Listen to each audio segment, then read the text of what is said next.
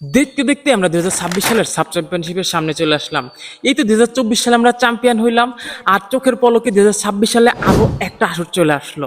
So as a defending champion হিসেবে আমাদের শিরোপাটা ধরে রাখতে হলে আমাদের কি কি করা প্রয়োজন, আমাদের গ্রুপটা কেমন হয়েছে, আমাদের প্রস্তুতিটা কেমন সারছে, সবকিছু নিয়ে ডিটেইলে আলোচনা হবে এই ভিডিওতে। তার আগে এখন পর্যন্ত আমাকে যারা সাবস্ক্রাইব করেন ফেসবুক বা টিকটক থেকে দেখে থাকলে আমাকে ফলো করতে ভুলেন না। ভিডিওর শুরুতে সাব চ্যাম্পিয়নশিপ 2026 দ্বার প্রান্তে চলে আসে, অথচ আমরা বেশিরভাগ মানুষ জানি না।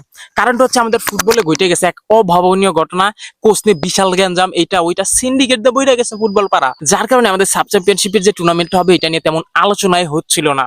আর কোচ নিয়ে যে লেভেলের সিন্ডিকেটটা হয়েছে এটা তো সবারই জানা, এটা আমার একলার কথা না, বাংলাদেশের প্রত্যেকটা ফুটবল প্রেমী জনগণই জানে। আর বাবু ভাই সিন্ডিকেটের মূল কারিগর ভাই। বাবু ভাই আগে থেকে থমাস ডুলিকে কোচ নিয়োগ দিয়ে রাখছিল, আর মাঝখান থেকে ভাই আমাদের সাথে মজা নিচ্ছে এতদিন। কোচ নিয়ে সিন্ডিকেট নিয়ে কথা বলতে চাই না, এটা নিয়ে অন্য আরেকদিন কথা হবে। লাইভে যেদিন আগে আসছে আপনাদের সাথে কথা হবে সেই দিন আমরা কথা বলি আমাদের এইবারের গ্রুপ পর্বটা কেমন হয়েছে। আমরা এইবার সাব চ্যাম্পিয়নশিপে গ্রুপ বি তে আছি, আর গ্রুপ বি তে আমাদের সাথে আছে হচ্ছে গিয়ে ইন্ডিয়া আর মালদ্বীপ, ঠিক আছে। আর গ্রুপ এ তে আছে ভাই ভুটান, নেপাল আর হচ্ছে শ্রীলঙ্কা। কথা হইতেছে আমাদের সাব ওমেন চ্যাম্পিয়নশিপে আমাদের মেইন প্রতিপক্ষ হইয়া দাঁড়ায় হচ্ছে নেপাল আর ইন্ডিয়া। মাঝখানে মালদ্বীপ, ভুটান, শ্রীলঙ্কা এরা তেমন বাধা দিতে পারে না আমাদের মূলত। সো আমার মতে ভাই গ্রুপ পর্ব পার হইতে আমাদের তেমন করে কষ্টই হবে না। গ্রুপ পর্ব আমরা রিল্যাক্সে পার হয়ে যাইতে পারবো। এন্ড বাই সেমিফাইনালে মেইনলি আমরা যদি গ্রুপ চ্যাম্পিয়ন হইতে পারি তাইলে হয়তো বা ভাই নেপাল গ্রুপ চ্যাম্পিয়ন হচ্ছে অপর পাশ থেকে। সো সেই ক্ষেত্রে আমাদের প্রতিপক্ষ হইতে যাইতেছে ভুটান বা অন্যথায় ভাই মালদ্বীপ। সো ওগুলো নিয়ে আমরা কথা বলতে চাইতেছি না। আমাদের কথা হইতেছে কি আমরা কি ভাই হ্যাটট্রিক শিরোপাটা ঘরে তুলতে পারবো। সো এখন আমাদের কথা হইতেছে আমরা কি হ্যাটট্রিক শিরোপাটা ঘরে তুলতে পারবো, এটা নিয়ে কথা হবে ভিডিওর শেষ অংশে। তার আগে আমাদের প্রস্তুতিটা কেমন ছিল।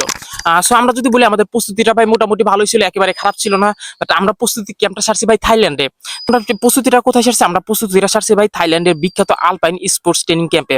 ইন্টারন্যাশনাল মানের সুযোগ সুবিধা ছিল ওইখানে, যেখানে আমরা 2 সপ্তাহ ট্রেনিং করছি। বাট আমার কথা হইলো আমরা থাইল্যান্ডে কেন প্রস্তুতিটা করতে গেলাম। আমাদের খেলা হচ্ছে ভারতে, আমাদের কন্ডিশন আর ভারতের কন্ডিশনটা সিমিলার থাকে। সো আমাদের কন্ডিশনিং ক্যাম্পের জন্য আমরা থাইল্যান্ডে কেন গেলাম, নাকি এইখানে সিন্ডিকেটের গন্ধ আছে, এখান থেকেও বাপুকে ভাই টাকা কামাইতে হবে। আমি জানি না ভাই, আমি তো জানি ভাই প্রস্তুতি সারার জন্য ভাই যেই দেশে খেলা হচ্ছে ওই দেশের কন্ডিশনের কথা বিবেচনা করে প্রস্তুতি সারা হয়। তো সেই ক্ষেত্রে বাংলাদেশ আর ইন্ডিয়ার আবহাওয়া কিন্তু তারতম্য তেমন একটা নাই। প্রস্তুতিটা বাংলাদেশেই ভালোভাবে সারতে পারতো, হয়তো বা ভালো ফেসিলিটিস প্রদান করতে পারতো। অন্যান্য কিছু আমি জানি না ভাই থাইল্যান্ডে কেন করছে, আর সিন্ডিকেট থাকতে পারে এর মধ্যে, এগুলো নিয়ে আমি আর কথা বলতে চাইতেছি না। এই প্রস্তুতি ক্যাম্পের পরে আমাদের একটা গুড নিউজ আছে, এই প্রস্তুতির পরে আমাদের কোনো মেয়ে ইনজুরিতে পড়ে নাই। আমাদের প্রত্যেকটা প্লেয়ার 100% ফিট আছে, এটা আমাদের জন্য প্লাস পয়েন্ট। তো এখন আমাদের মূল কথা, আমরা কি হ্যাটট্রিক শিরোপা জিততে পারবো। আমরা 2022 সালে চ্যাম্পিয়ন ছিলাম ওমেন চ্যাম্পিয়নশিপে, আমরা 2024 সালেও চ্যাম্পিয়নশিপ জিতছি। সো এখন 26 সাল চলে আসছে এইবারের। সো এবার কি আমরা চ্যাম্পিয়নটা মারতে পারবো নাকি। আমাদের প্রথম খেলা সম্ভবত 29 তারিখ থেকে, ঈদের পরের দিন থেকে আমাদের ম্যাচটা শুরু। ঈদের পরের দিন থেকে গ্রুপ পর্বের একটা ম্যাচ, তারপরে 31 তারিখে আমাদের গ্রুপ পর্বের দ্বিতীয় ম্যাচ, যেটা মূল ফাইট হবে ওই ম্যাচটাতে, বাংলাদেশ আর ইন্ডিয়ার ম্যাচটা হচ্ছে ওইটা। আর তার আগে একটু কথা, সাফে কি এখন পর্যন্ত কোনো দল হ্যাটট্রিক করছে। হ্যাঁ ভাই হ্যাটট্রিক করছে সাফে এখন পর্যন্ত ভাই। 2010 সাল থেকে 2019 সাল পর্যন্ত একটানা 5 বার ভারত জিতছে। হ্যাটট্রিক কি করে নাই, তারা একটানা 5 বার শিরোপা জিতছে। এন্ড বাংলাদেশ তারপর 2024 এন্ড 2022 সালে জিতেছিল। সো বাংলাদেশের মেয়েদের সামনে থাকবে প্রথমবার হ্যাটট্রিক সাব জয়ের হাতছানি। দেখা যাক তারপরে আমরা ভারতের লেভেলে যাইতে পারি নাকি, ওইটা পরের বিষয়। এখন মোট কথা আমাদের প্রস্তুতিটা যেমন নিয়োগ মোটামুটি ভালোই হয়েছে, একেবারে খারাপ হয় নাই। তারপরে যদি এখন বাদ বাকিটা ভাই আমাদের পিটার বাটলার আছে কোচ, হেড কোচ, সে কি হবে, এন্ড সিন্ডিকেট আশা করবে কিনা, ব্যাক করবে না কিনা, সেটা আমরা ভাই বুঝতে পারতেছি না। বাট মোটামুটি আমাদের ম্যাচের আগে গ্রুপ পর্ব এন্ড প্রস্তুতি মোটামুটি আমাদের ভালোই হয়েছে। আমাদের প্লেয়াররাও ফিট আছে, আশা করি আমরা এইবারও শিরোপাটা জিতবো। আমরা ডিফেন্ড করবো আমাদের টাইটেলটা, এন্ড আমরা আশা করি হ্যাটট্রিক শিরোপাটা জিততেছি।